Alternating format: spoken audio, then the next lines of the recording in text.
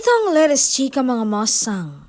Alam niyo bang kasama kagabi sa birthday Si dinner Bel na raw ni Donnie ang huling Marina ng babae sa kanyang buhay nobyang niya. si Bel Kitang-kita Mariano. sa aura Yan ang naman chika talaga ni ng mga Donnie na mosa. humaling- At ang na nakakakilig humaling pa siya kay Bel. ay Diretsa magkatabi niyang sinabi pa na ang gusto niyang sila na magkasintahan sa ng lamesa binata na ang tila mag-asawa magkasama na ang habang dalawa. buhay. At ito pa, habang kumakanta ang lahat ng happy birthday, ay hinawakan daw ni Donnie ang kamay ni Bel na tila pinapahiwatig ng aktor na sa darating na taon kasama pa rin niya ang kanyang minamahal na si Bel.